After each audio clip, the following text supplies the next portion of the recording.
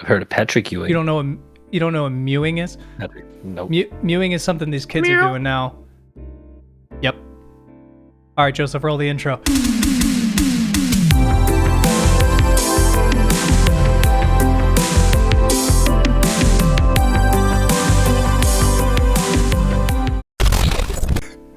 No, it's like they it's something I guess models do when they're taking photos, or like movie or actors do it, where it's like if you push your tongue to the top of your mouth and kind of like suck, so there's suction, it'll tighten your lower jaw, so you have like a nicer jawline. I cannot do that.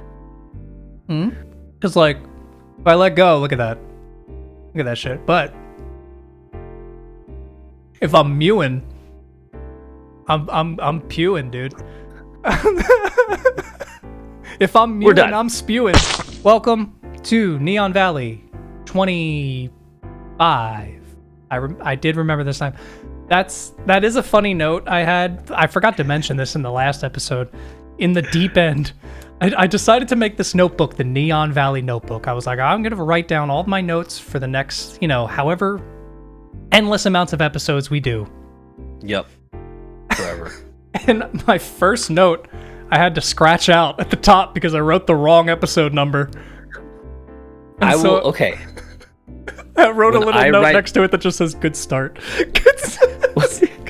That is very on brand. Whenever I write a note and it's the very first thing I write, if I mess it up, I'll tear it out because I hate feeling like I'm starting off with a mistake. Yeah.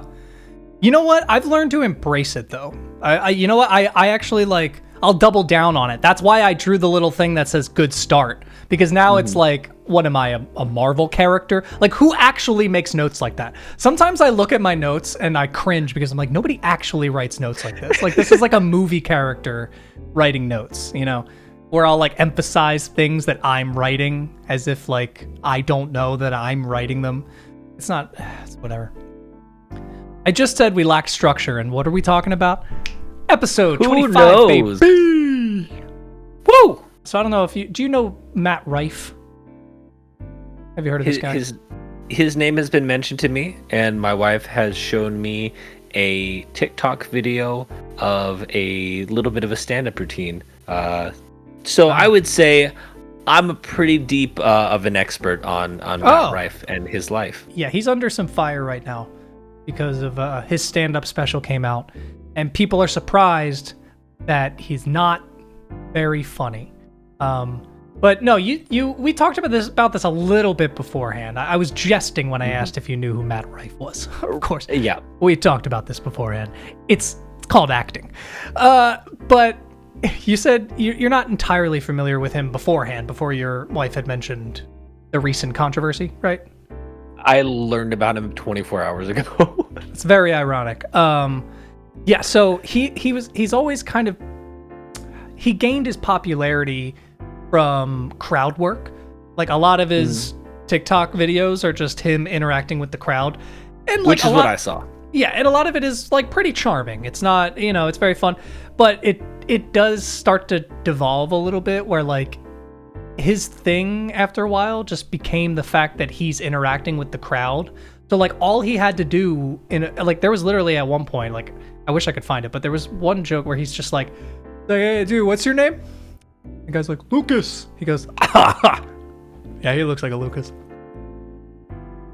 And then like everyone laughs, like it was like the funniest joke ever made. And that's the point where I was like, okay, that's not even crowd work. That's just repeat. Like, yes, you're charming. That's it. That's charm. It's just charm, I guess, without any comedy. I see. Yeah, there wasn't the punchline to go along with. Mm-mm. I was trying to think of something that involves something named Lucas. Yeah, probably ran into the same situation as. Yeah. Honestly, that he got a rough draw on that one. I don't like Matty Rifey very much. I can tell. I don't have anything personal against him. Obviously, it's just one of those things where it's that tinge of like internet fame jealousy mixed with like just genuinely not really finding what he does funny. And that's why I find this controversy so great is because it's just a bunch of people finding out that he's really just not that funny, and like they're like baffled. They're just like, wait, what? And wait, he's not that great of a person either? Is that what we're also learning here? Hold on a second. And it's like, but I will defend him. Damn it. I will defend Matt Rife though. And I will say that I think it's just an overlapping of communities that didn't go well. Like, people who are on TikTok are actually more progressive, I've noticed. Like, if you look at some of the comments on TikTok, like, yeah, they can be like insane and like ridiculous, but most of the time, like, they're leaning positive. Like, where if you go onto a YouTube Shorts video and look at the comments, ooh, buddy. You just walked into a cesspool. Place. I don't know what the difference is there or why it is that way, but it is. And Matt Rife got really big on TikTok. And I think those types of jokes, his domestic violence joke, they do not go well on with the TikTok audience. You know, that is not who is watching that. TikTok or YouTube? TikTok. I think on YouTube it's fine. YouTube would think it's hilarious. In fact, I saw comments on YouTube of people saying... so it like flipped. Yeah, well, no. That's what I'm saying, is that on TikTok, it's so progressive that domestic violence jokes are a no-no. On YouTube... I see. Yeah, gotcha. Which is fine. Like, I'm for progression. I think it's great. But it's one of those things, I think these two communities kind of overlapped, didn't realize it. Because, like, I saw comments on YouTube of people defending Matt Rife, being like, it's just a joke. So his joke, do you know the joke? Actually, no, I genuinely don't know what the joke is. So the joke was that he's in a restaurant and a waitress comes out and has a black eye. And his friends said like, oh geez, like if she has a black eye, they should really have her like maybe back in the kitchen or something working. And then Matt Rife said, well, if she was any good in the kitchen, she probably wouldn't have the black eye. Yeah, not tasteful, not great, not even like necessarily hilarious, not really that funny either. That's the other thing. It's like not even worth the domestic violence joke. Like, it definitely feels like a lazy kind of punchline. Yeah, like if my dad, it's like I was about to say it seems like that's 2 to 3 generations back. Yeah. It's a little dated. You know what I mean? It's like baby's first stand-up. You know, but it's controversial enough to make people like, whoa, how dare he? But again, I think that's only because of the audience that he was bringing in. You know, because you imagine like a 14-year-old teenage girl who has a crush on Matt Rife because he has funny crowd interactions, watches that Netflix special, and the first joke is like, I beat women. She'll be like, oh, like, I get that. Yeah, no, it's I've heard comedians say worse, and even I want to be able to say this too. Like, it's not a politician, it's not a professor at a university.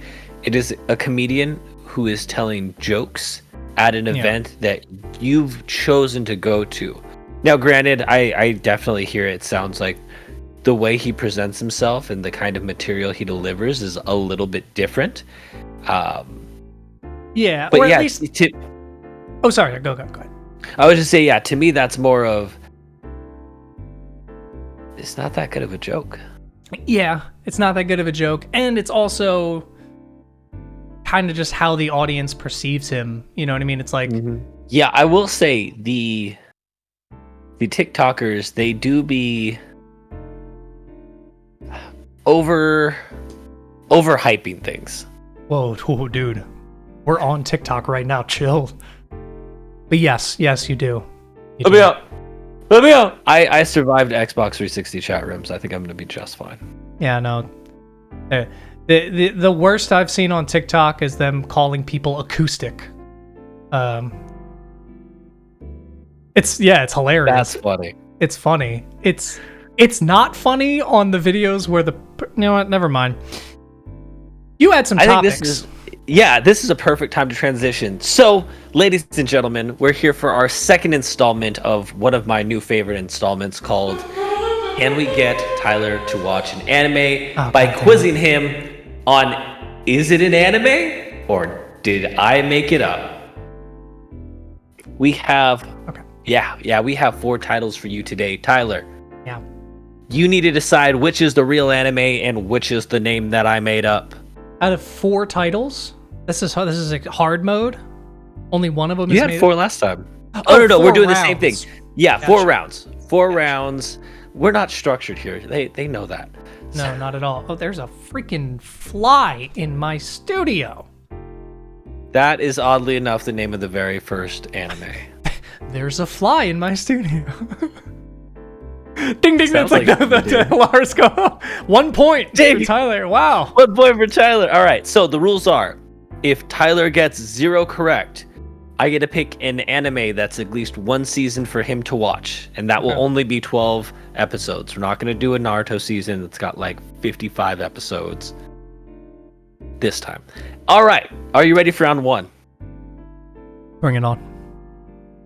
So your choices are Earl and Fairy or The Lazy Life of Kabuto.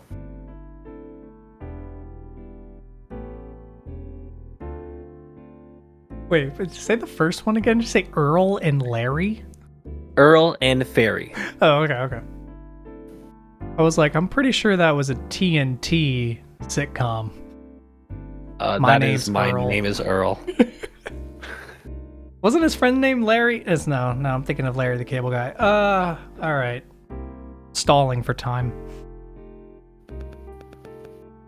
We'll end up implementing a timer at some point.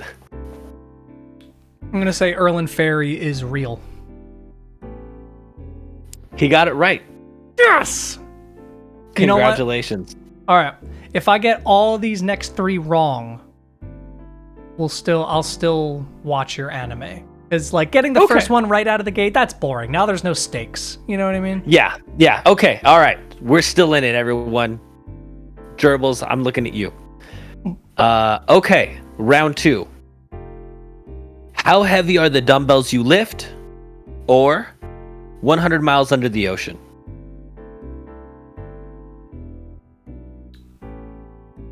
I feel like I've seen you watching one of these. Unless it's just a ploy, because I'm gonna say the first one is real. The dumbbells. I know How heavy are the dumbbells you how lift? heavy are the dumbbells you weigh? Yeah. How much weight did the dumbbells you weigh lift? That one. That's real. Is that your final answer? See. That is real. Yeah, I think Yes. I messed up by picking one that I had watched when we lived together. Yeah, I think so. Because I remember you specifically telling me, you were like, bro, there's an anime about a gym. Like, it's about going to the gym. I was like, what? And then you were they like, there's actually more provide to real it. fitness. Yeah, but you were like, yeah, but they genuinely like give fitness tips. All right, so you're doing much better than you did last time. All right, these last 2 will be for fun. I think these last 2 will be a little bit trickier. If I get these next 2 wrong, you can make me watch an anime movie. How's that sound? Ooh, okay. I like it. We still have a chance. All right. Problem children are coming from another world, aren't they? Or a hot cup of love to share under the cherry blossom tree.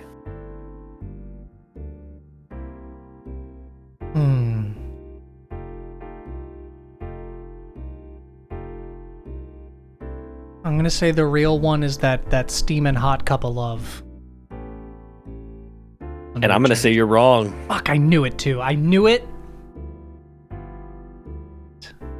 All right. Last one. Last one.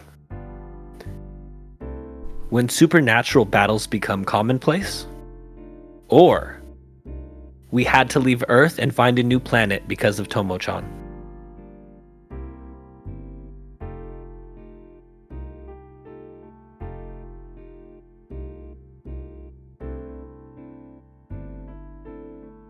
I'm tripping myself up because I was just trying to think of which one is fake, but then I was like, no, I want which one is real. But then I was like, wait, which one? Okay. I think... Say the first one again. When supernatural battles become commonplace.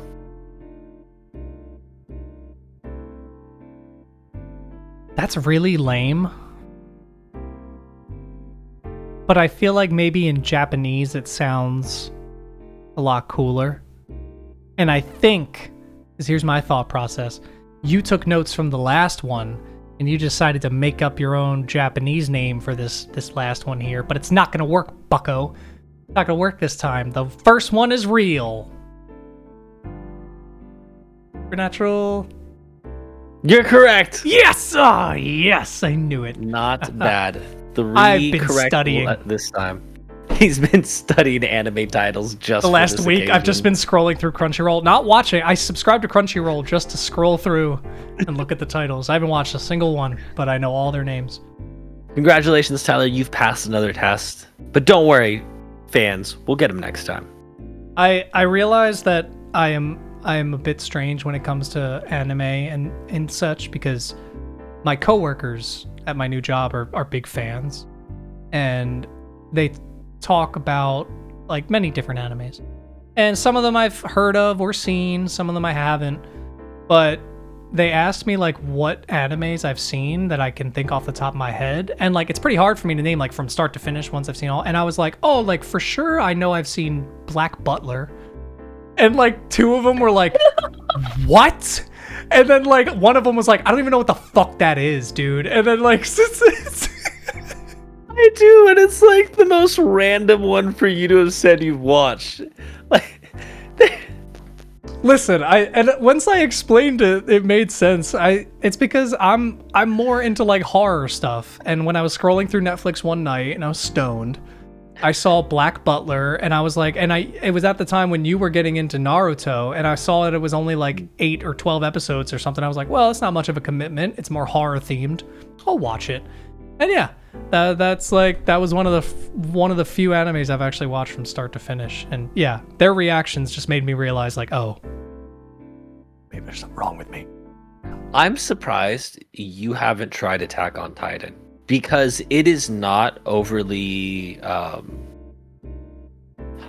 the reactions aren't over the top. It's not always like the big head explaining I'm really angry right now. I don't really mind that either. You know what it really has been lately? It's commitment. It's like the fucking time.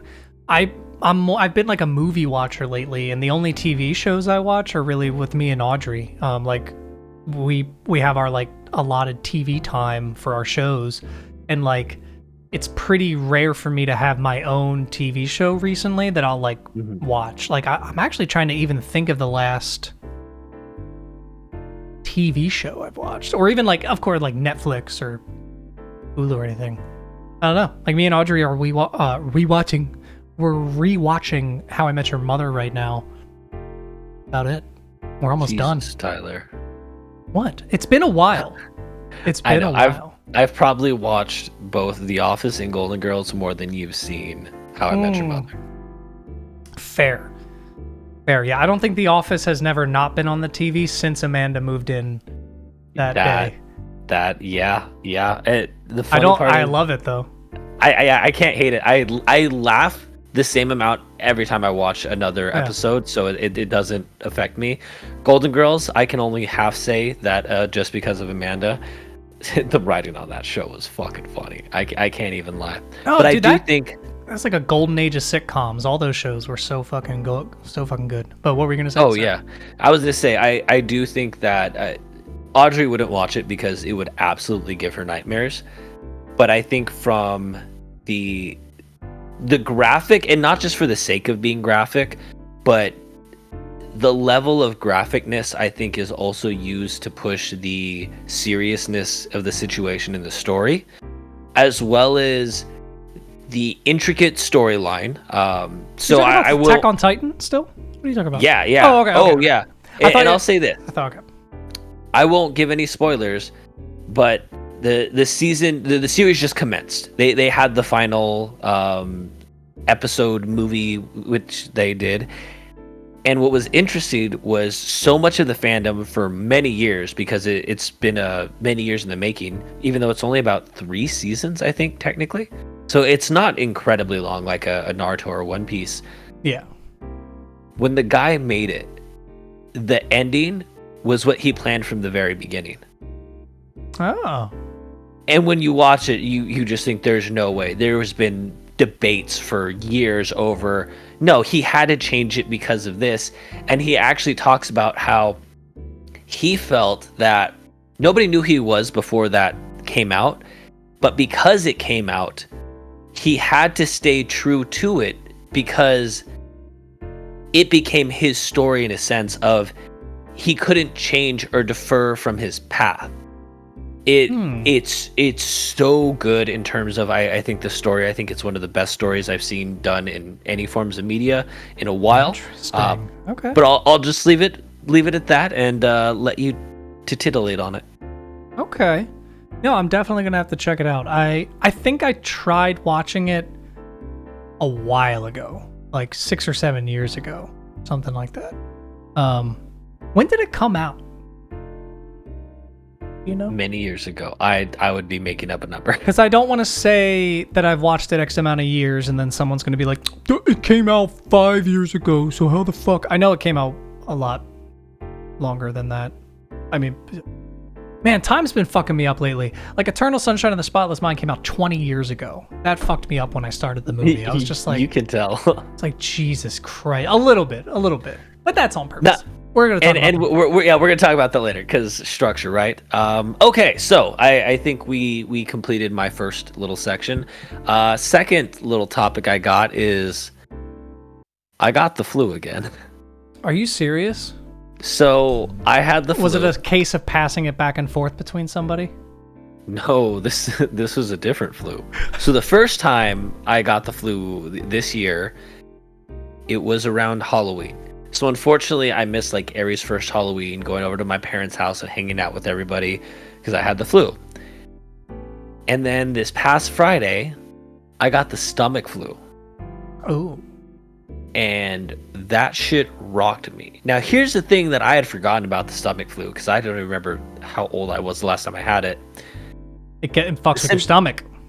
Well, not just that. The symptoms can last for up to 48 hours. Luckily for me, it was about 12 to 20-ish hours that I had the symptoms.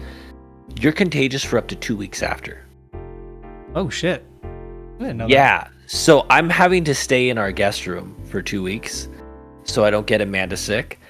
I've put on... I like wash my hands and then I put on hand sanitizer and then I have to wipe everything. So I'm literally just between my office and the guest room. So what... Did you go to the doctor? Because what made you know it was different from like food poisoning? What made you know it was for sure a stomach flu? That's a great question, Tyler. I'm glad you asked. Thanks. You're welcome. So and anybody who has insurance, I say check because this is one of the coolest features that I think a lot of people might not know about is there's something called Teledoc and there's a bunch of different variations of it. Like I go through the Now Clinic app, but you can do a virtual doctor's appointment on your phone. And if it's anything really severe, they can recommend you to go into a specific urgent care where they'll send all your information over beforehand. But they can also prescribe medicine to you as well. So you're talking with a full-fledged doctor. I knew something was up because I'll say this. I had a few drinks. I had about 4 cans of Truly. And then I poured myself a glass of whiskey. I got less than halfway through that glass. This was over the course of about 3.5 to 4 hours. So if you break that down, just under about 4, like 1 Truly an hour, and then started on that glass of whiskey. You weren't pounding these within like an hour, because like that amount might get you fucked up, but within 4 hours, that's like a normal day of just having some drinks. And I didn't have the spins. I wasn't nauseous, but I started to feel like really weird. So I was like, all right, I'll just make myself sick so that way it'll be out of my system. In there. For the next, like until 6 a.m. that morning, because I went to bed around 12:30-ish, every 2 hours I was waking up sick. Ooh. And I thought it was weird too, and I had checked because I had lunch with one of my coworkers. That lunch and then dinner with my wife were the only 2 meals I had that day. Neither of them were sick, and we both got the same thing. Oh, okay. So I was like, okay, it's probably not food poisoning. There was a few other symptoms I had too. So when I was telling the doctor, she's like, yeah, gastroenteritis or enteritis, I think is like its scientific name, is going around right now, and it sounds like you got that. Prescribed me some medicine to help with like the nausea and stuff, which it did. Luckily, I didn't need it for more than the 24 hours, and I was better. But bro, I'm now going to miss Thanksgiving with my daughter, her first one in the family. Get your flu shots, people. I am not a doctor. I cannot recommend medical information. No. But I fucking wish I could go back and get the flu shot because one, it's not Don't fun. be this. You hear that, everyone? Don't be this. I'm sorry. But yeah, it is not a great time. I'll say that. And that blows, dude. I'm sorry, man. And yeah, again, I know it's almost like you want it to be food poisoning at that point. Like you yeah, want so I could just be done with it. It's not contagious. Yeah. But yeah, See, so that's if you why get I the don't. stomach flu, it's contagious. Be careful, people. Yeah, that's why I don't consult with doctors, because they tell you shit like that. See, I would have just been sick, and then I would have gotten all my family and friends sick, and they never would have known it was me, and then they would have been fine. And then sure, you pick off a few of the older ones, but you know what? You're just making more room at the table for more at the table for the kids. Is TikTok gonna like that joke? No. Find out they already muted our fucking Nazi conversation. Oh my god! Because we said the word Nazi. I did that not out see of context sounds like we support. I'd like to make this clear. We were talking about Hydra in Marvel and Nazi. Well, we weren't actually, but Nazis came up. Either way, me. Sounds worse. It does, but there's like I do like the idea of being like, well, we got canceled, of course, for talking about Nazis, and that's taken out of context, and it's like, oh yo boy. Something Joe Rogan would have said. Yeah, exactly. Oh man, it's twice we've brought him up. Is it because it is a podcast, right? Yeah, I mean, we'll never. I mean, doesn't he have like 7,000 episodes or something now? It's ridiculous. He releases like 2 a day or something. It's unreal. How do you have that much stuff to talk about? He doesn't. That's the thing. Fair. And he also brings guests on and just lets them talk for like a half an hour, and then he's just like, wow. So like, tell me more about that. And then they just keep talking, and then it's a great money-making ploy. Say that much. But anyway, did you have something else you wanted to talk about? Something about a coworker or something before we talk about So I had a funny story that happened to me at work that I'd like to share. Okay, that's because it was such a weird situation. I was like, I need to share this with the internet. So in order for me to not disclose any information, I'm just going to say that I work in the line of kind of like headhunting, recruiting people. So I reach out to people. I have different ways of doing this by usually searching on the internet for contact information. And then I reach out and see if they're interested in jobs. So we'll change the details of the person. We'll say I reached out to a Tyler. Sounds good. So I reach out to this Tyler, and I go, hey, Tyler. Hey, what's up? Fucking hate you so much. What? Whoa. Why would you say this is horrible customer service? Who's your boss? I want their number immediately. Okay. Your mom. Okay. So I go, hey, Tyler, my name's... I was almost going to change my name for some reason, as if that was... I was really like, oh, do I need to change my name? This is Carson. This is other Tyler. No. Hey, Tyler, this is Mitchell. I have this opportunity, and looking at your profile, I think you could be a really great fit for. Would you be interested in hearing more? What? Oh, I'm retired. Oh, I'm sorry. You have really great experience in this field, so I thought you might be interested in hearing more about this. Well, all right. Well, what is it? It is a role doing XYZ. You would be responsible for, the following things. Does it sound like something you'd be interested in hearing more about? It would, require a relocation. Yeah. Yeah, let's schedule a call for later on this week. All right, cool. Get you down for Friday. So I think this was like Monday or Tuesday that I talked to him. Smooth call. Started off a little sketchy, but smooth. Right. So it's Friday. I call back. Hey, Tyler, how's it going? This is Mitchell calling back. Just wanted to talk to you more about this opportunity and, make sure your experience aligns with what we're looking for. Yeah, okay. So this is the role. You'll be doing XYZ. Tell me a little bit about your experience in this field. I don't have that experience. Oh, all right. I completely understand. It's pretty critical to this role specifically that I have, but I'm happy to keep you in mind, connect with you, and we can stay in touch. And please let me know, if you see any. Were you looking for Tyler? Yeah. Is this Tyler? No, it's not. I get calls for Tyler all the time, though. I'm not Tyler.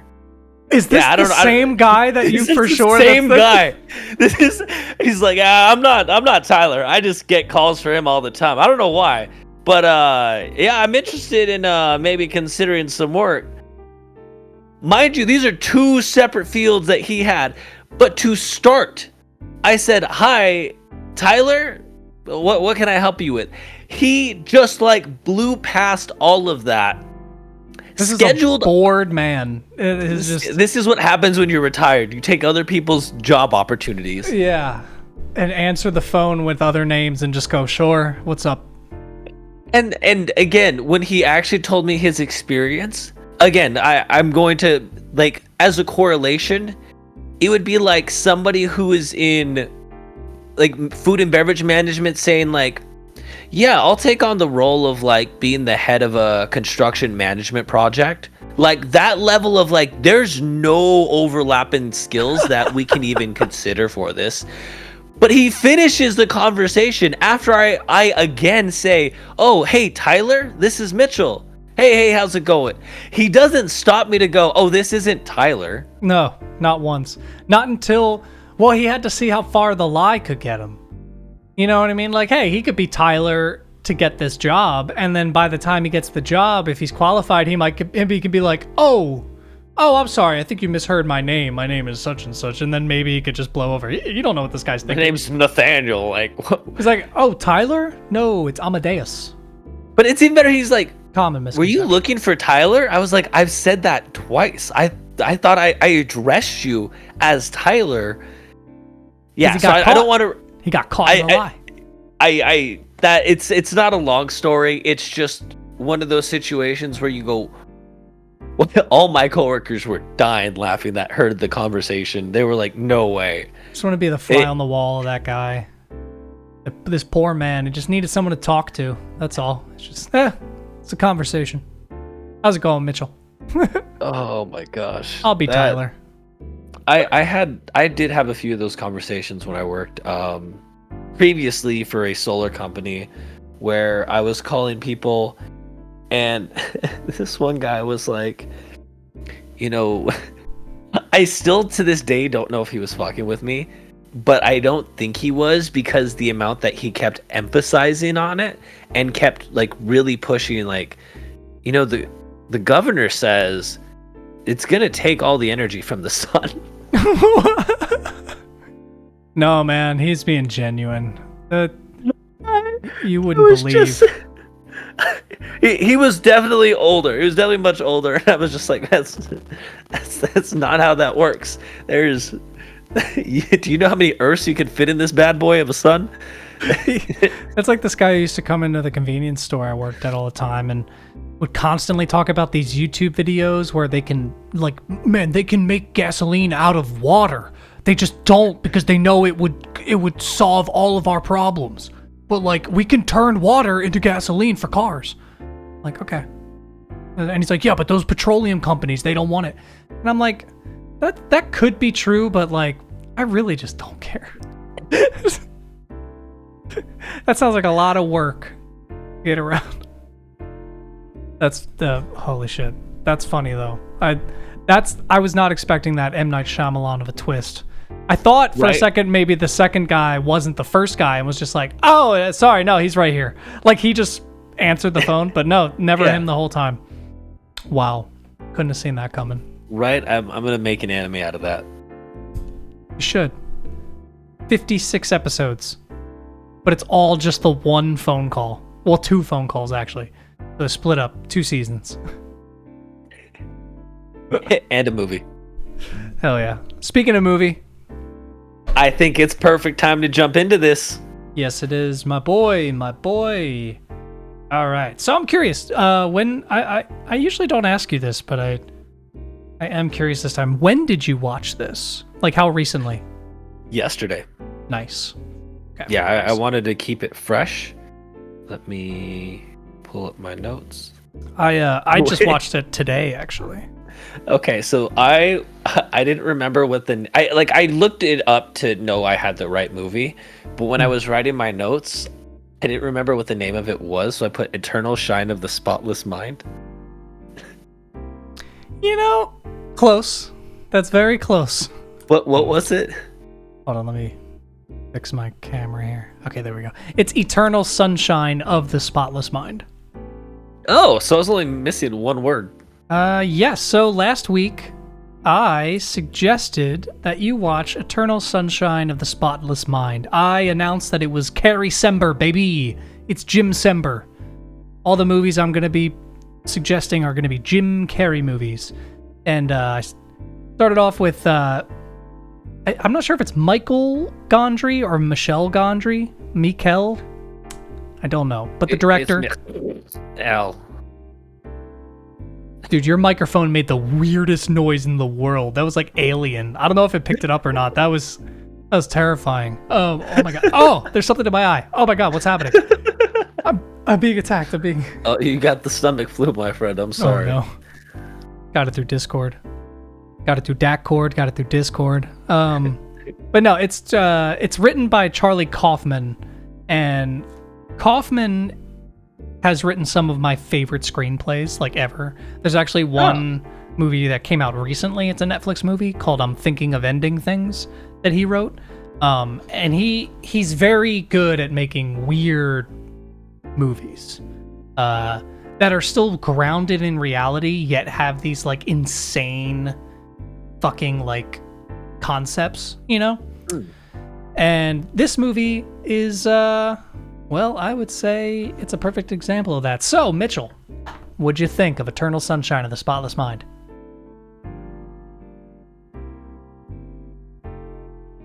So, I really liked it, and here's why. This movie is an anime. My God. You have a right. girl with multicolored hair in the early 2000s. Like now that's normal, but in 2004 that was not like the norm. Because I'm gonna give like why I think it's an anime. You have this super hyper energy girl that's really interested in a super shy guy that is focused in his notebook that does something impulsive for the first time, and he never does anything impulsive. And he does it in a very comedic way. The way he just runs for the bus, like it's so over the top. Yeah. Yep. He's focused in his notebook. He seems to be some kind of artist. He tries to engage, but no matter what, he seems to not be able to connect. But she is still super into him for some reason. And then there's some sci-fi stuff that happens. We'll get into. But bro, this was straight up an anime. No, that's so crazy because I didn't make that connection. I did make the Scott Pilgrim connection where I'm convinced, let me look it up real quick. I want to look up when Scott Pilgrim came out, the first book. I know when the movie came out. 2008. The first book came out in 2008? No, I'm just kidding. I have no idea. Oh, god damn it. Because the movie came out in 2010, so I was like, that makes sense. Let me see. It'd be fun if I was right. Because that was an entire guess. Oh no, 2004 was the first publication date. Okay, and that's the same year this movie came out, but months later. Interesting. Because there's something about this movie that feels like the creator saw this movie, the creator of Scott Pilgrim, and then like totally revamped it for his own idea, but it's almost steeped in the same like feeling. There's so, because I didn't make that connection, but dude, they even meet on a bus at the beginning, and that's so anime. That's like the most anime thing I could think of is meeting on a bus. I would say he's awkward and doesn't know how to talk to girls, but she is like super into talking to him. That is the straight up anime protagonist energy. You wouldn't have to do much if you were to convert this into an anime. You wouldn't have to do almost anything. Like the writing could be the same. Even the opening monologue, where it's just him like doing a narration. A monologue. Very anime. Yeah. Also the way it kind of like keeps you guessing, jump cuts. There's also a lot of weird imagery. I love the fucking cuts in this movie. The transitions and some of the editing is insane. So good. And we'll obviously talk about more of those as we get into like the movie itself, but like my favorite one like hands down is when he's walking out of the library and all the lights are turning off behind him, and then he's in his house. Like he walks through a doorway and he's just in his house. Like this shit's so good. So good. So my first two notes was I like the almost home video film aesthetic it opens with. You know, when he's standing on the beach and it's kind of in focus and then there's somebody off in the distance. The very second note I have of this movie is multi-hair colored girl in 2004. Is this an anime ? Before we even got into all the stuff, the conversation in her hair, very That's strong. Crazy. Third note I have is the pixie girl trope of the 2000s is clear and strong, colorful hair, quirky but very blunt. That's like that was such a trope of, so I guess we should say a little bit what the movie's about. The movie's about, it's hard to talk about it without spoiling it, I guess. So spoilers, of course, we've been over this. If you're watching this podcast, there's going to be spoilers. I'll fight you. Yeah. Not you, our fans. No, we will fight you. We will fight you. The new YouTuber fucking boxing match, us versus the fans. It's just 100 people in the well, 2 people in the ring and then us as well. Hey Gerbils. Hey Gerbils, what's going on? He's like, I don't want to fight you guys. We're cool. So yeah, my second note right above that I did want to say was funny because he says I never liked sand. It's just a bunch of tiny rocks, and I just said very Anakin of him. Never liked sand.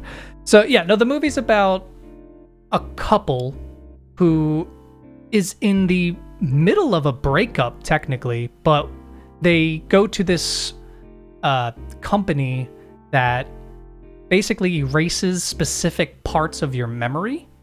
And this isn't explicitly said out of the gate. This is about, maybe 20 minutes into the movie, 30 minutes in the movie you learn about this.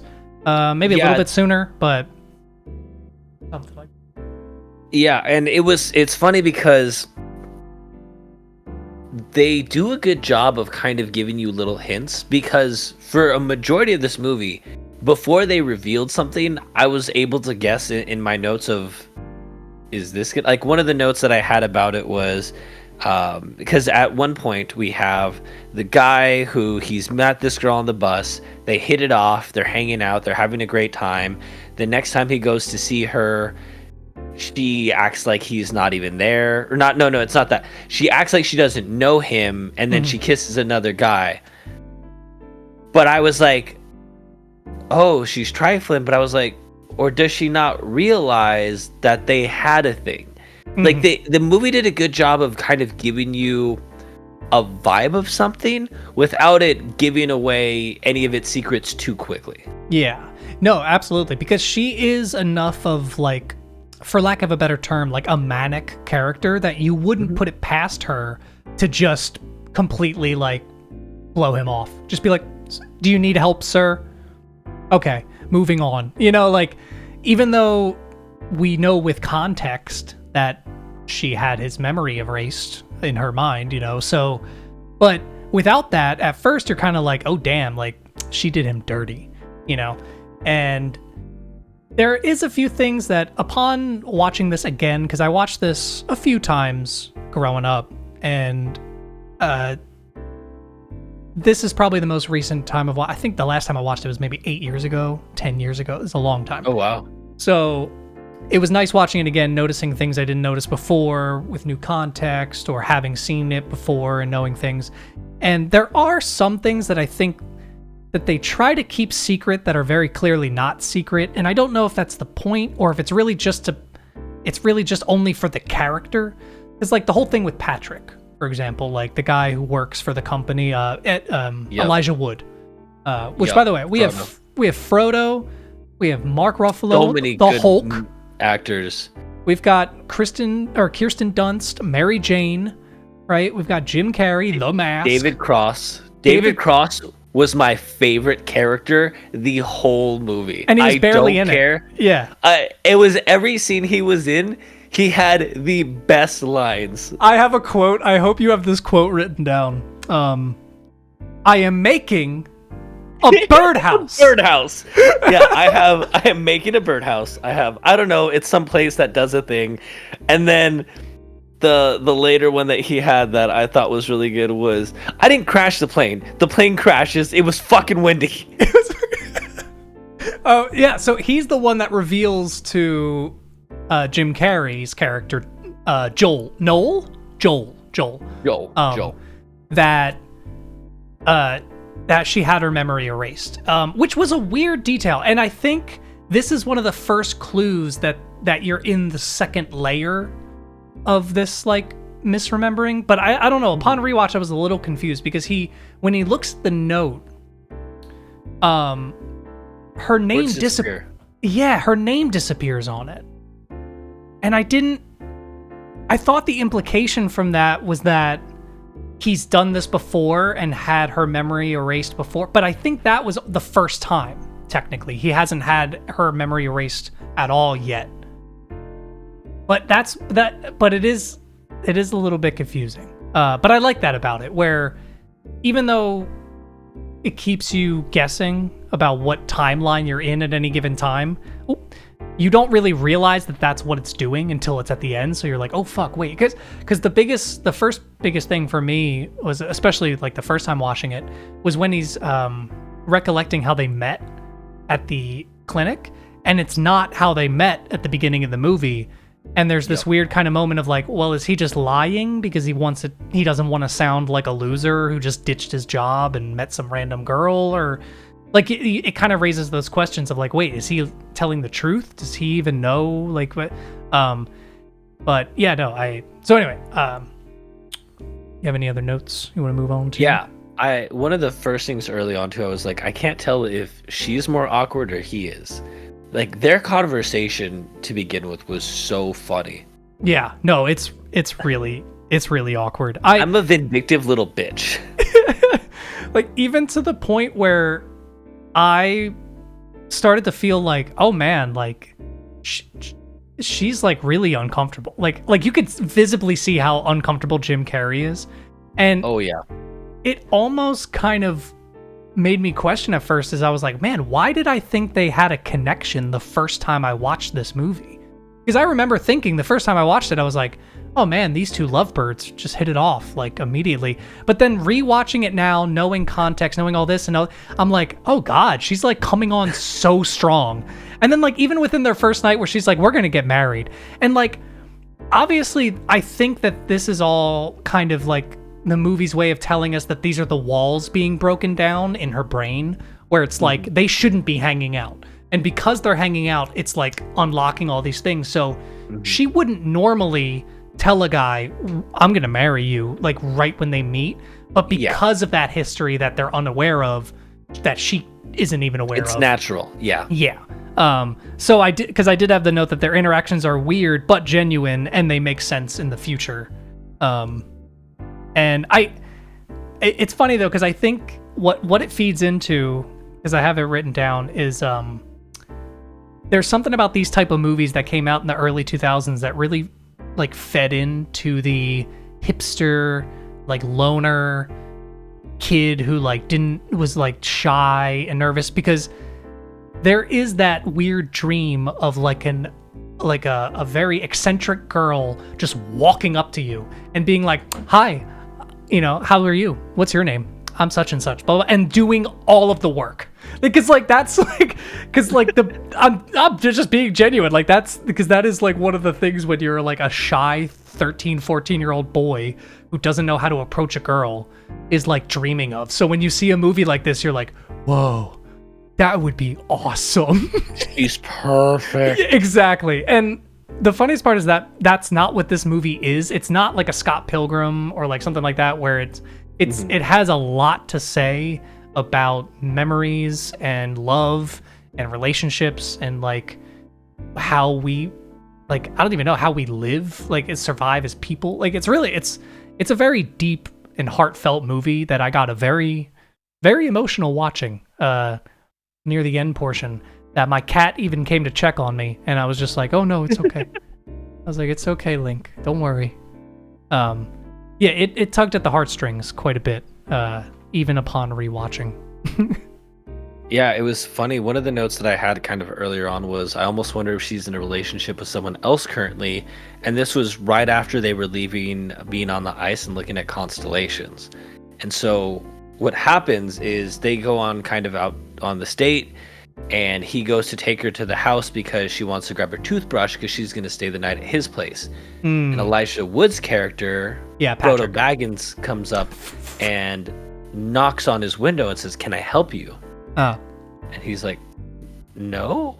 He's like, "Can I help you?" And he's like, "I don't understand what you're asking." Yeah, I love his question. Yeah, he's like, "I don't even get what you're asking me." Yeah, and he's just like, "Okay." And so he goes, "Okay," and then just walks away. And so again, and I think it might have even been a bit of a red herring, right? Where kind of she was seeing him. Yeah. But also, he was checking because that guy had also worked for the doctor's office that wiped his memory. So to him, he's like, why are you guys together? This is, one, I was dating her, but two, blowing up his fucking game. Do you remember like what is happening? Yeah. And again, I think he did a really good job of creating a red herring that was kind of true, but wasn't the grand scheme of what they were going for that scene. Yeah, no, exactly. Because still within that period, you don't know anything about the memory loss or anything like that. So you could just see this as your standard, like, rom-com or something, where it's like, oh, is there just going to be a triangle, a love triangle, or whatever it's called? Like, oh no, Frodo and the Mask are going to fight over Mary Jane Watson. No, wait, no, that wasn't Mary Jane. That's Kate Winslet. It's really funny. But no, it does not turn into that at all. It's it's kind of like hard to talk about this movie because it's so trippy and like its presentation, you know what I mean? Yeah, and if you go at it in order, it sounds jumbled because the movie purposely jumbles. It kind of bounces back, and it takes a little bit for you to realize that it's doing so. But it never feels like chaotic, you know what I mean? It never. No. I never felt like I don't understand what's going on. I feel lost. I felt like I understood the situation. I was kind of guessing what was going to happen, but it was almost putting that there specifically so that way I would fall into that false sense of, oh, I got it figured out. Yeah. It was interesting the way that they incorporated this kind of, I guess, sci-fi element, and not because of aliens, but because of the ability to wipe people's memories. He busts into the hospital and he's like, I want you guys to do this with me. He shows them that, he has the card from his friends that go, I know that you wiped her memory and that's why she doesn't want to see me anymore. And then it kind of jumps to a part where, and I feel like you might even have a note of saying, I bet Mitchell's going to say that I think he's going to get kidnapped or something about kidnapping. Oh, you know what? No, I did. Oh, when the van was following him in the van, and I was like, oh yeah, he's going to get kidnapped. He's definitely getting kidnapped. No, I didn't. I should have said something. The only thing I thought you might mention or talk about was how genuine their kind of like interactions were. I'm glad you were receptive to it, because part of me, like I said, knowing context, I was kind of wondering if you would be like, dude, if that girl came up to me like that, I would be like, go away. Like, okay, like she'd be the weird girl on the bus or something. You know what I mean? Like I was wondering if you felt it was genuine enough, because I couldn't quite gauge it, because the movie purposely makes it a little weird, you know, like you were saying. Oh yeah. With anime context, anything is it maybe is on the table. That made it easier. But no, I mean, obviously I would tell a woman to go away because I'm a happily married man. Yeah, but in high school, I would not have turned. I'd be like, yeah, let's have a conversation. Yeah, I literally wrote, because I know at like the 20-minute mark, it just gets like weird. Like once you learn about the memory loss, like that's even the editing starts getting strange. That's when like those crazy transitions of the library happen and like all this stuff. And I even wrote, so this is Kaufman, because like all of his movies and like screenplays do this, where it's just like, at some point in the movie, you're just like, when did we get here? Like, what the fuck is happening? Young Mark Ruffalo is weird. I have that as a note. It's just weird seeing him young. It's 20 years ago. You know what I kept thinking he looked like in this was the guy from Big Bang Theory. Oh, yeah, Leonard. I don't know the guy's name. Leonard, yeah. I feel bad, the actor. I just kept thinking, I'm like, oh my god, this is Leonard's dad. Wow, you're right. You're so right. I will say, he could play his dad in that show if they ever did like a reunion. Anyway, go ahead. Oh yeah, they could. I have never felt so uncomfortable from Frodo. That was the most... Oh yeah, let's talk about Patrick for a minute. Yeah, let's talk about Patrick. He is awful. Like that. First off, all the people at this company are kind of terrible. Like, but they are human. I'll give them that. Yeah, and they're not doing this, I think, in any way to take advantage. I think in their minds they have a service that they provide to people to help them and get past, you know, traumas of whatever extent you want to call it, terrible relationships. Clearly, it doesn't necessarily work the way that, you know, they probably intended it. But Patrick, do you want to talk about? Yeah, well, you know, little Patrick. Real quick, I will say, character-wise, I love all the characters. Because they're good range of characters. And it's something we talked about in The Big Lebowski, is where everyone stays true to their character, and it's like they don't do things that just move along the story. They actually make sense. Because like even Kirsten Dunst's character, like when she shows up, she's immediately like taking the whiskey and like stealing stuff. But my interpretation of that, and it kind of shows through her character, is that she just wants to be liked. So she knows that these guys drink and steal things from the places they go to. So once she shows up, she wants to be the cool person and fit in. So she's like, oh, I'll do it, you know. So I feel like, even though you might go like, well, why would a character like her, who's like this goody two-shoes, just start stealing shit? But like, I feel like it works because she wants to be liked amongst these people and like, and whatnot. Even though she does not like Patrick. No, not Patrick. She does not like Patrick for good reason. She's the only one who has that fucking radar. But yeah, so Patrick is using the knowledge he's learned from Joel and not just Joel, from well, what's her name? Why can't I remember her freaking name? Clementine? Clementine, thank you. Bro, you've watched this movie how many times? I know, Jesus Christ. Clementine. Well, I haven't watched it in 10 years, okay? And they call her Tangerine, and they call her a lot of names, okay? Clementine. He uses knowledge from her memory wipe to then coerce her into loving him, basically like recreating his relationship, or her relationship with Joel.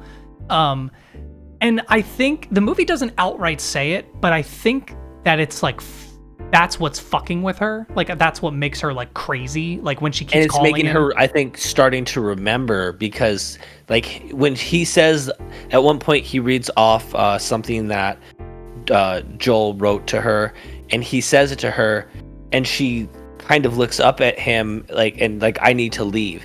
And so it's very clear that any time that something is repeated that Joel had either said or had done specifically, that it causes her to feel uncomfortable. But you also didn't mention the part where while she was unconscious and they were erasing her mind, that he stole her panties. Yeah, they were clean. They were clean. Not weird. Okay? Also, I don't know what was up with that interaction where, like, Mark Ruffalo, was the joke that he doesn't actually care? Because there's the part where he's like, dude, you stole a girl's panties. And then they both just start laughing. And I was like, oh, so wait, Mark Ruffalo doesn't actually care? Or was it just awkwardness? Like, Patrick didn't know what to say. I think it was alcohol infused because they were drinking at that point. Because it was one of those... That's fair. Where he probably doesn't think it's a good idea. No, but because he's drunk, he's like, awkward. Yeah, it's like, yeah. No, I agree. It's like it's like when we were watching Barbarian and there's that bar scene where he's explaining like, nah, bro, listen, she just needed some convincing. And his friend is kind of like, yeah. But you can tell his friend is like, no, this is not okay. Yeah. So Patrick is a bit of a sleaze bag. And what I think is interesting in this movie upon rewatching it again is that I never noticed that we barely ever actually interact with the real Clementine. We really only interact with his memories and how he sees her. So we never actually get a full picture of her because the only real interactions we have with Clementine are that first scene at the beginning and the scenes at the very end when they're talking. Mm-hmm. Everything in between that is complete memories and his own projection of who she is. So I do like how this movie starts off with only showing the bad stuff, because it kind of paints this picture of like, oh God, like they were awful together. But then as more stuff is revealed, you realize like those are like, they look more and more like rough patches and blemishes and less like, oh, that was their whole relationship, and it raises that question of like, are they good for that? I want to ask you, how do you feel? Like, do you think they belong together? So, and it's actually the note that I had at the end of the movie. It was, but are they meant to be if it didn't work out? And kind of saying if it got to the point where they broke up and they were willing to go their separate ways to the point of erasing each other, were they actually meant to be together? Now, not to say that maybe them coming together, them realizing this, them hearing the tapes of how that person felt that they were treated and how they viewed that other person, that could potentially be a form of therapy for them. And maybe that could be what gets them past it. But I would say as they were in their relationship, I feel like they weren't they weren't going to last if that's how they stayed, unless either person was able to see the ways that they needed to grow as a person. It wasn't going to be able to work. And as someone who's married now, I definitely think there's times you're going to have your rough patches. You've been in a relationship for a very long time.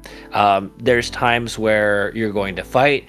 It doesn't mean that every time is going to be bad or that things can't work out. But I think both people have to grow on their own. You grow together as a couple, but as a person, you have to be the person that grows. You have to be the person that matures. So that way, it's kind of as cliche as it, you have to be able to love yourself and be happy with who you are in order for you to fully love somebody else, and be willing to say, okay, these are things that I know that the other person is still growing through, and I'm going to stand by them as they grow. And there might be growing pains, but that's okay. And there are some things that this isn't going to work. These are deal breakers. I didn't see anything that I thought was outright abusive in their relationship. I saw things that were toxic in the way that they spoke to each other, but it definitely wasn't like either one of them was manipulating, either one of them was abusive. And these are only snapshots we get. Of course, yeah. It's like we're getting the highlights of the worst moments. Yeah, you kept someone coming home drunk at 3 a.m. That conversation is never going to be clean. You know what I mean? Or fun. You know, it's... you say So, something personal that you're really kind of trying to make a point because you want them to understand how upset you are, but they take it really deeply, yeah. especially in that state. And so I think it goes to show the level of patience that a genuine relationship requires. That Yeah. people can grow, people can change, but that change shouldn't be them changing to make you happy. It should be them changing to mature as a person, and that needs to come from both sides. Mm. So I think it's one of those, at the end of the movie, if I look at it as, okay, they both listened to the tapes and they kind of heard, they got their laundry out to each other and they're willing to try. Okay, at least now you guys have an understanding of what didn't work. If you ask me in terms of each time that they broke up to erase their memories, those moments I would say, no, I don't think they were going to be able to stay together in that relationship, because they both hadn't grown enough yet to be the person that each person needed them to be as a partner. Yeah. Which is, it's kind of made a point in the movie where she does say a few times where she's not there to fix someone. She's not there to be I the love person that line. saves you. And then he says, like, I still kind of thought you would save me. Like, he admits, he's like, yeah, I still... And I think that was his growth scene of him realizing, like, I thought you could pull me out of the rut I was in and that you would, save me.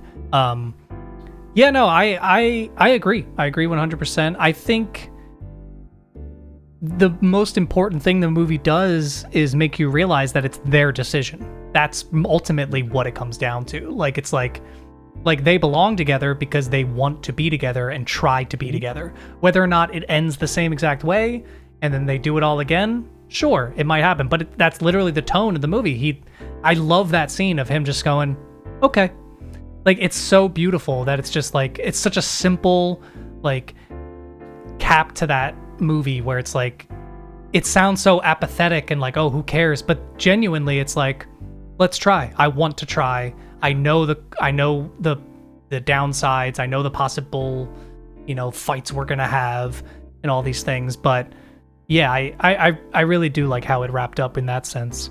I'm so glad it wasn't like this big long speech of why they were destined to be like. To me, that okay was the best way to make it real. Of fuck it, we're gonna try. Yeah, and some people have theorized that ending, like the very ending where it's them on the beach running and it kind of loops. Some people have theorized that that's the implication that they just keep doing this over and over again. Like, they're just stuck in that same cycle, like, for better or worse. Like, there is no real implication of it, but it's the idea that they just will keep going back. And I have seen some things about this movie that I think are very interesting. And one of the ones I just wanted to lay out there, because I thought it was one of the most interesting ways of looking at it, was that this company kind of creates a societal norm, how you look at it, where it's like, we are pressured into not grieving. We are pressured into just, like, moving on. Like, okay, well, we need you to be as functional as possible as a human, so get over the grieving process and move on to the next lover or move on to your next job or whatever it might be. And it's become very natural in our society to just become flexible with those type of things, where we're like, okay, well, I'm having trouble sleeping at night because my job has me get up so early. I'll take drugs so that I can sleep at night, and that'll make me more productive. So it's like, instead of actively fixing the problem or figuring out what the root of the problem is, you're just throwing some kind of commercial Band-Aid on it. And the movie itself kind of tells you at the end, like, it rips that Band-Aid off and just says, actually fix the problem. Like, instead of us just erasing our memories. Because my point too is, like, what says they didn't get back together? Like, when Joel comes back with the present and says, I'm sorry, I want to talk. If she hadn't erased her memory, maybe they would have worked out or got back together or did something. But it was her act and impulsive feeling of being like, well, I don't want to feel this way because it's not normal to feel this way. I'm going to go do this. That caused all of this turmoil. So it's like, in a way, it's like a view of like how society expects us to act when we're, you know, done with relationships, or it's like, hey, you'll be okay, move on, buck up. But it's like, but we have all of our memories. Like, that's the thing that hurt me most. Literally, the first 10 minutes of this movie was so sad to me, knowing the movie, because his apartment is fucking empty. And it made me realize, like, oh my God, all of the stuff in his apartment reminded him of Clementine. And then, like, when he says, like, oh, I don't really have any interests, I don't really have any hobbies, it's because all of his interests and hobbies were connected to Clementine. So it's like he had to get rid of his entire life to function and to, like, you know, forget her. And I just, that first like 10-15 minutes, it was like, I was actually like getting like, oh my God, because I realized, like, oh my God, how much of his life was attached to that. And realistically, how much we attach those relationships in our lives with the things we own, the experiences we have, our memories. So yeah, when you break up with someone, it's not as easy as just, hey, there's plenty of fish in the sea. Move on. This movie is almost like a scathing review of that, being like, no, we have cognitive, you know, like we live with memories, you know?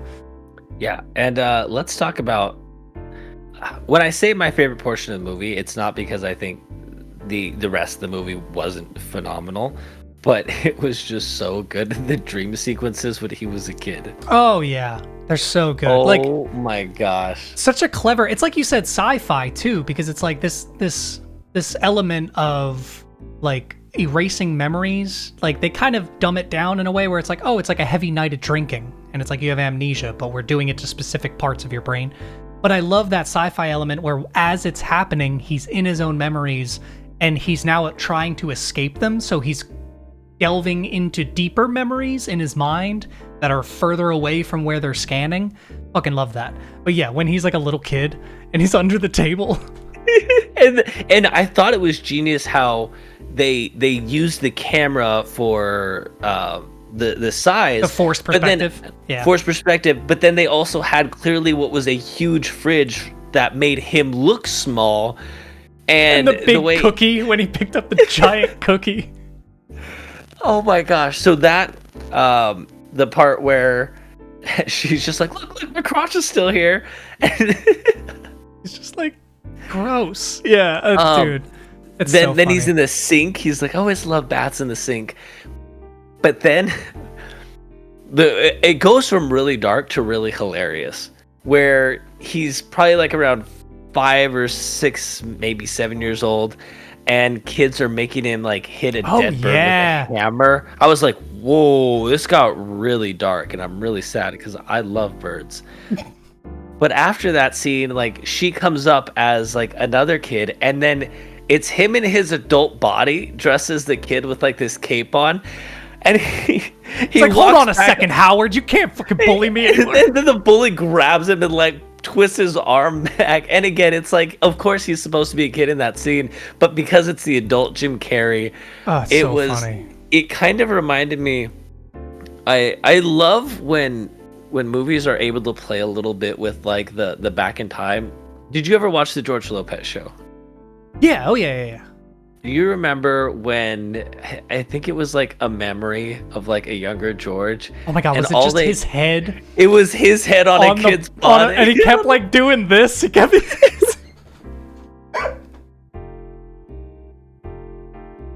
Oh, Joseph, you gotta find a clip of that and put it up on the screen, right? Dude, I have distinct memories of him doing that. And what's his brother's name or cousin's name? Ernie. Yeah. Wasn't he there too? And he's like, yeah, he was. And again, it's instead of just having kid actors, it's like, wait, we're gonna put his head on it with his regular voice, and then he's just gonna be the kid. So it kind of reminded me of that, but it was just, and again, this movie did a really good job, because I can't even say this is a rom-com. It's a romantic drama sci-fi with great comedy elements is the best way I would.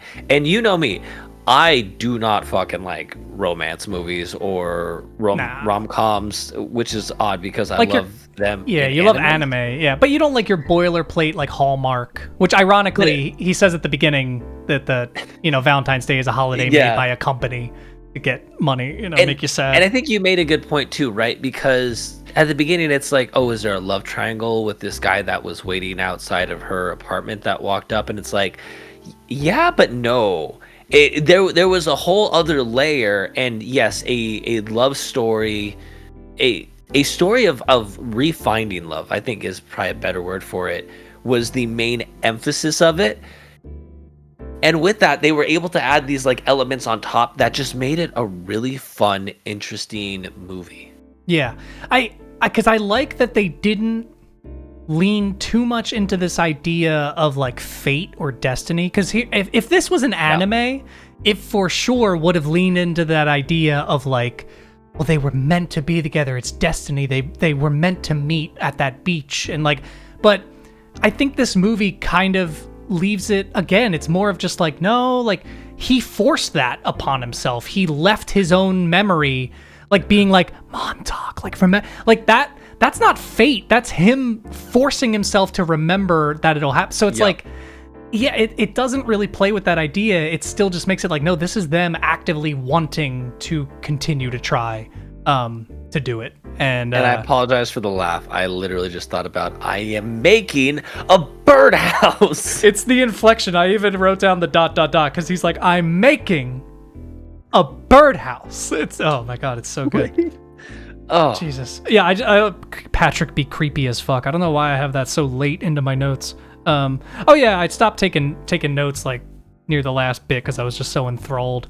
And there's less to write about because you're just, I love the horror kind of bits. Like they're not necessarily like straight up like a horror movie, but when he's going through the hallways at the doctor's office and it's like flashlight centered and some of the people's faces are blurred, like blank and blurred, and then Patrick's face, his eyes are like upside down and like inverted, and like because he doesn't quite know what he looks like, and it does a great job of portraying what dreams feel like that's my favorite bits is when he's driving in the taxi at the end, or in his friend's car, I think it is. And he's like driving through this like dreamscape, and it's like he looks over and David Cross is like watching like 10 TVs with like a keyboard and like a chair, but he's like standing on the desk or something, like, and then there's a bunch of sand around his bed, and then like it's just so insane, but it doesn't feel like weird. It's not like Tim Burton, like, whoa, look at all this crazy imagery. No, it's what would happen in a dream. I had dreams recently that felt kind of similar to this. I had a dream the other night where I watched The Deadliest Catch because it's the greatest TV show on television that is an anime. And one of the captains of the boat that we love laughing about was like a military commander for a platoon that I was involved in, and we were doing some kind of operation. Again, but exactly. It's exactly what it felt like. I was like, this is one of the best renditions of what a dream feels like in a movie. Yeah, like I love the scene when she's storming away and he's driving down and he's like, no, come back here, let me drive you home. And then like cars start falling from the sky and like the buildings start breaking down. And I even noticed this, I didn't notice this the first times I'd watched it, but this time around, when she's walking, she only has one leg. Like she's walking as if there's two legs. I don't think I noticed that. Yeah, it's real quick, but she's walking as if she has two legs, but the back leg is like masked out, so all you see is just one leg like moving. And I was like, whoa, that's so trippy, because like it doesn't look like anything's wrong on the surface, but once you focus on it, you're like, yeah, it's so dreamlike. Yeah, the director was, because Kaufman didn't direct this; he's mostly a writer. But the guy who directed this was such a visionary when it came to like planning out these scenes. It's nuts. Could you imagine with the technology we have now, how that would have looked? Because some of the CGI, you kind of tell. Yeah. I'm afraid that they would have done too much. I like the simplicity. They would have leaned. It could have leaned heavier on the effects side than it was on the story side. Yeah, like have you seen Multiverse of Madness? Sorry, like the new. I have not. Oh yeah, it has like a multiverse scene where they go through all these crazy like kind of dream sequence looking stuff. Mm. And your brain just shuts off because it's like they turn into paint and then they like turn into like animals and then and it's like crazy and it's like, but it's so crazy that you're like, Okay. Oh yeah. No, I was gonna say I thought it was a crazy reveal, and like a part of me had wondered at one point in the movie, but I think this was at a point where I was kind of questioning everything, and I think that's just from doing these podcasts with you and looking at movies. I didn't realize he was in a relationship when he had met her. Yeah, apparently that's a cut scene. Oh, that would make sense. Yeah, I didn't clock that either. For some reason, I forgot that was a thing because they kept talking about Naomi. He was like, "Yeah, maybe I'll go back to Naomi. She's comfortable," or whatever. Like he says that at first. And apparently I did see somebody comment that the cut scene with Naomi kind of makes the movie feel more like a normal movie, and it didn't work. Like it made it feel more like a normal rom-com. That he was like in a love triangle with these people, but when they cut her parts and it just focused on this, it felt better, So yeah, I don't know though. I did clock that too. I was like, oh yeah, where? And did they ever show? They never show her, right? Ever? No, they never show her. The only time, because I actually now that you're saying it, I remember that like it kind of starts with the Naomi, but it wasn't at the end until the end where she breaks into the house, and he's like, I really should get back to her, and she's like, oh yeah, she's like, oh, what are you married?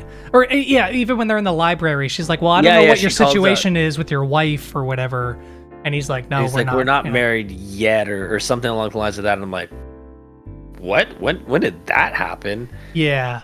Which, by the way, that scene, I had the note when the books start going blank.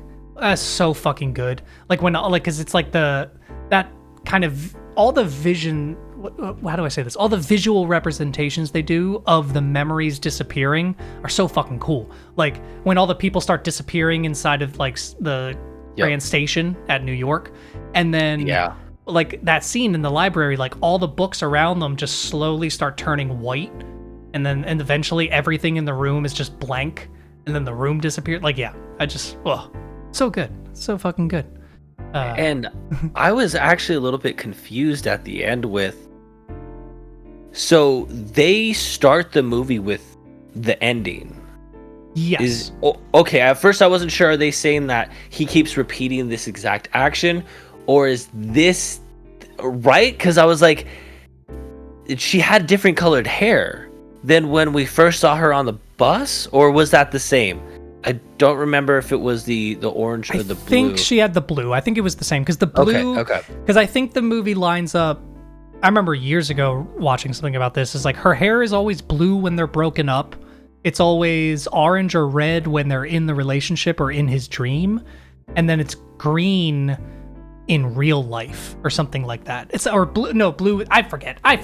But it's something like that. They make sure to keep track of all of her hair colors, like for specific reasons, type of a thing.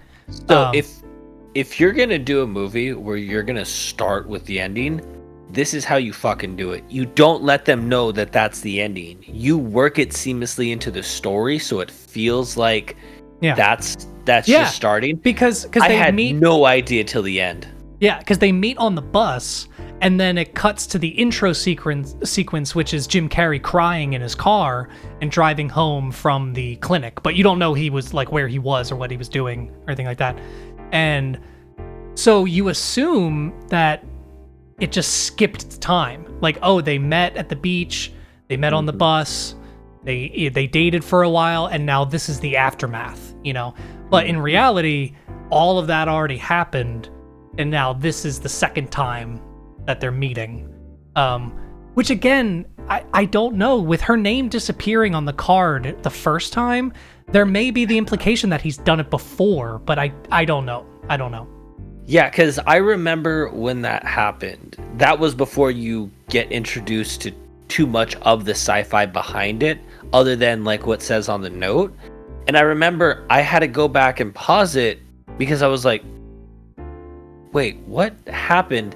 And then I hadn't really thought more about it. But yeah, I couldn't right now entirely tell you if that was supposed to be that he's done this again, or if this was like a side effect from doing it prior. Yeah. But they do a good job of providing hints on things. So I said it. I did say it. All right, go ahead. And I literally, this was the movie that I wrote the comment down before it happened, where I remember writing the comment, I wonder if people have done this multiple times.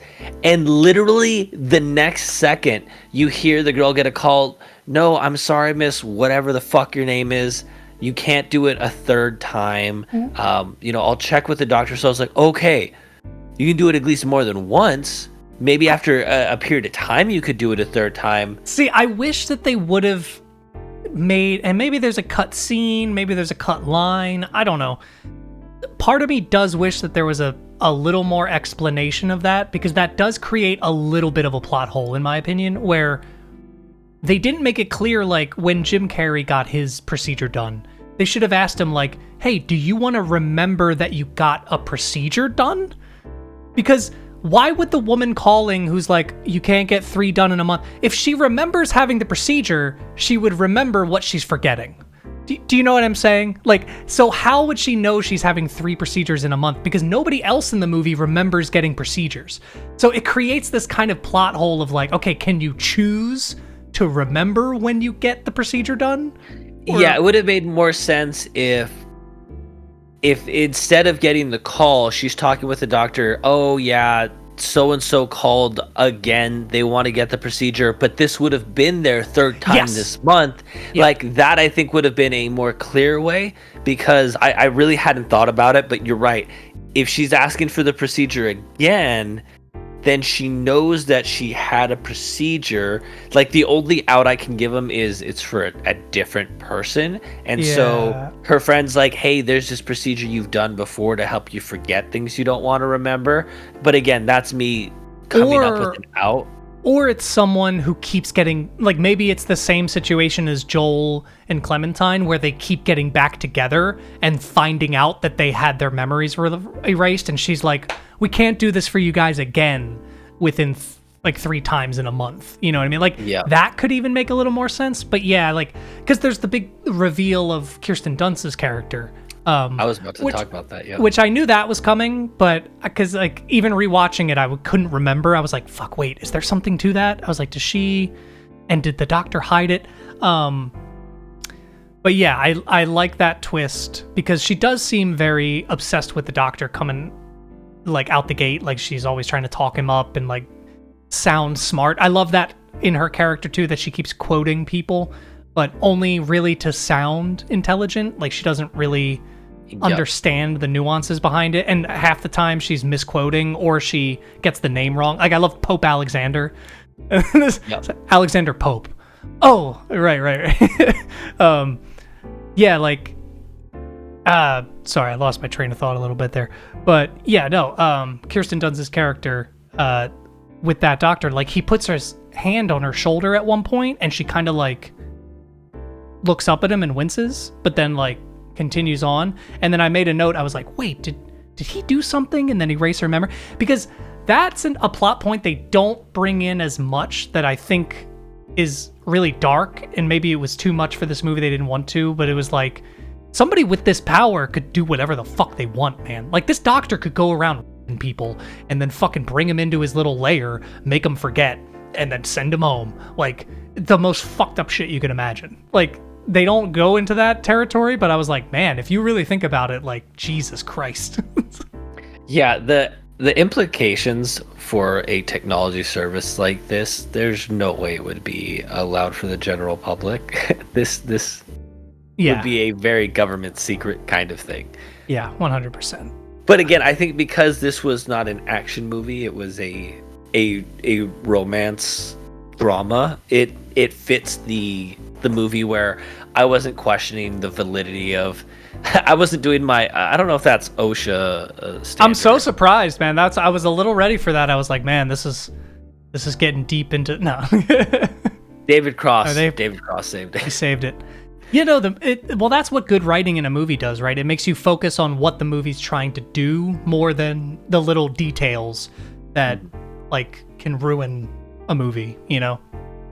Now, what did you think about Mary's character telling all the patients that they've had this happen to them. I was kind of there for it. I like it. I like that arc. I forgot, actually. So when it cut to that scene of all the shit in the back of her car, I was like, oh yeah. I was like, I forgot she tells everyone, and that's how they get the tapes. Because I was trying to remember how Joel and them and Clementine get the tapes back. I was like, like, how did they get? But then, yeah, I like it. I like the kind of Robin Hood-esque ending of telling everybody their memories, because it's like I said, at the end of the day, I don't think anybody would realistically want this. Like, I 100% think that there would be a bunch of people who, in the moment of grief, would absolutely choose to do this.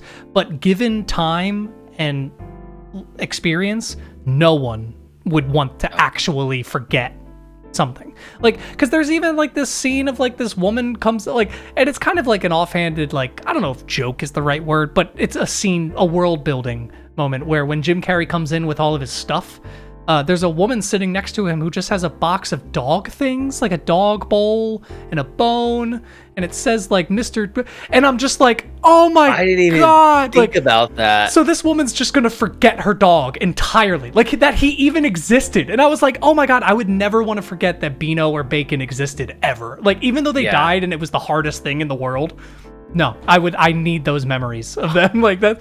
Yeah, Bacon. Like, I know, right? Man, that dog made it longer than he should have. He lived to be like 15, and he looked it. He looked at it 3. Yeah, that's true.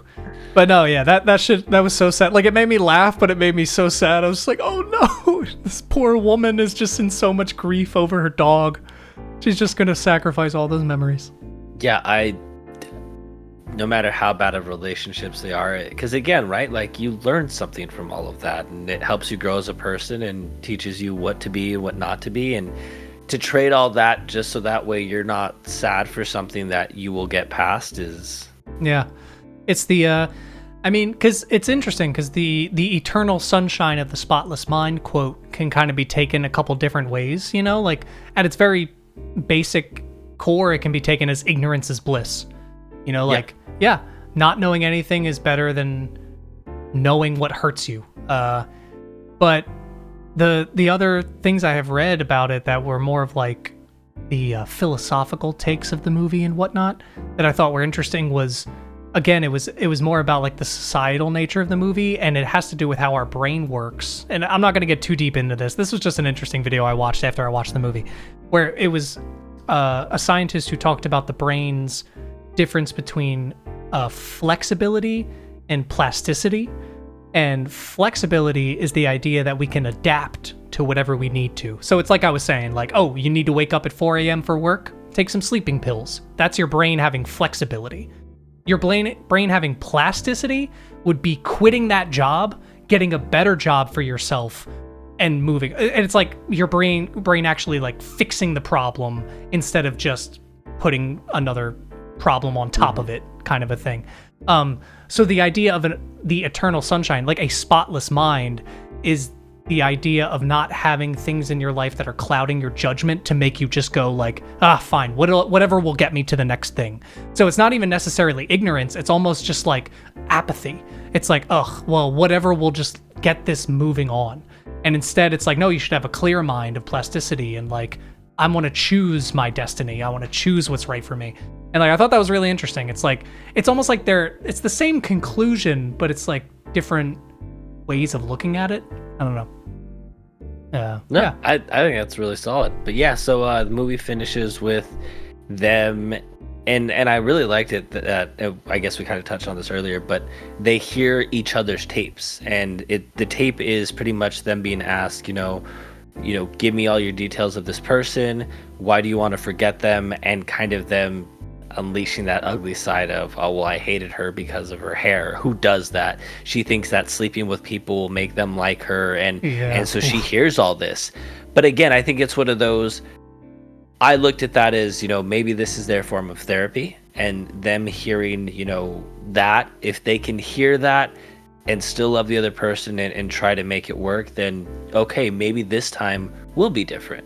Yeah. And to be fair, it's nothing they didn't say to each other's face. That's shown in the memory. Also, you know what I mean? Yeah. It's not like they were harboring these feelings and not saying them. Like, he was straight up to her face saying, like, you're fucking people, and like that's how you make people like you. And like, even though that's a fucked up thing to say and that's a conversation they need to have, he said it. So it's like at least they're communicating in a way, you know what I mean? It's like there was that first step of like, okay, well, they are communicating, but instead of actually progressing that, they just got rid of each other's memories. It's like, oh, okay. Yeah, no, I love this movie, man. Like, this is, especially rewatching it, like this is up there, I think, in some of my favorite movies of all time, to be honest. So pretty good. Yeah, I don't know. So did you want to do you have anything else you want to say? You want to give our final ratings here? No, I think I'm good with the final ratings. Yeah. If you haven't watched this movie, even if you just watch it for all the David Cross lines, David Cross hour. When he's talking about marijuana, he's like, no, I use it and it gets me back, and that's how it works. Yeah. It's science. It's scientific. I love it. Isn't his first line in the movie just, so who wants a joint? And I was like, yeah, David Cross. He's not a child. He doesn't need Mama Bear, Claire, or whatever her name is, she dumps all of his laundry on him. Yeah, that was great. I love that. All right, so my rating of the eternal shine of the Spotless Mind, as my notes describe it, I give it an 8 out of 10. And I think the 2 points that it's just missing was a little bit more on clarity on some of the things.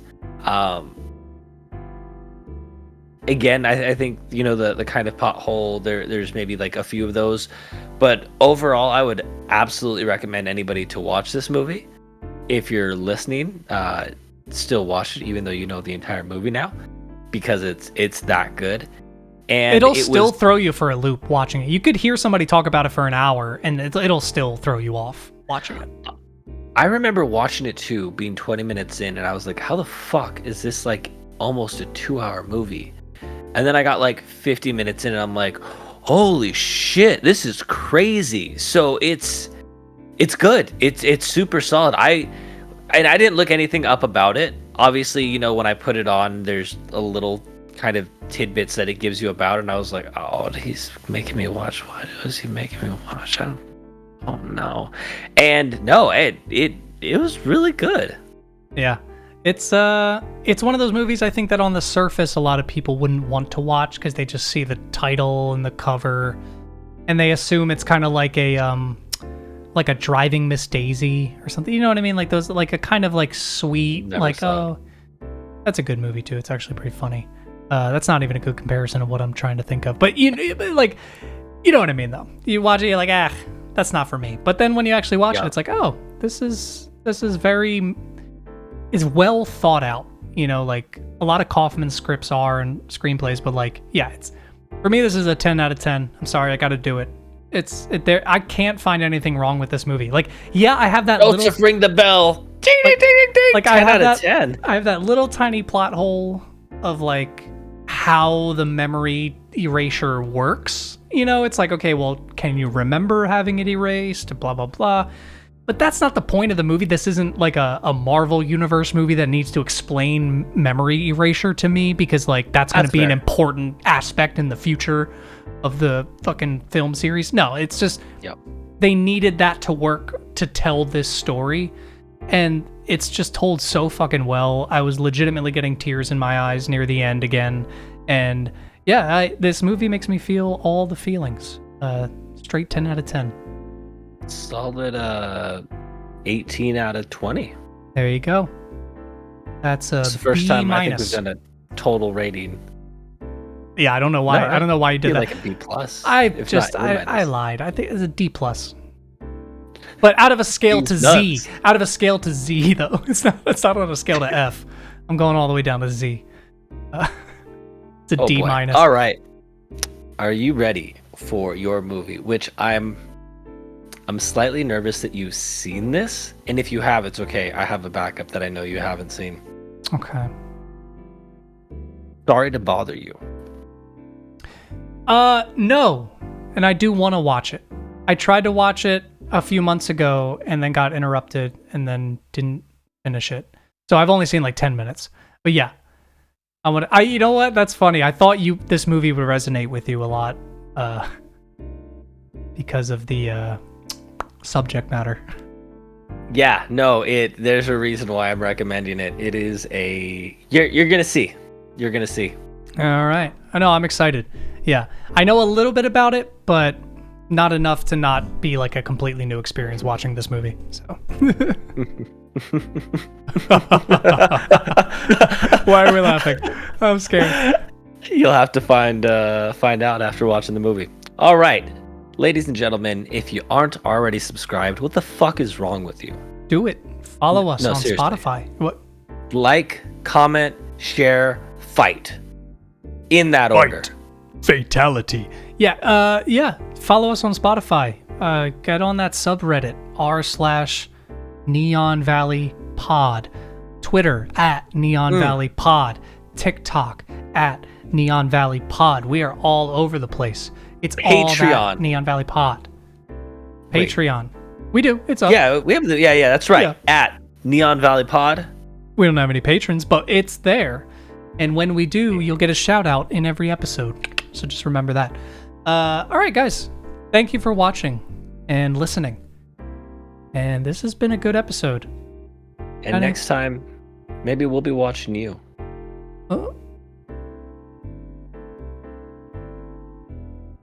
Joseph got that.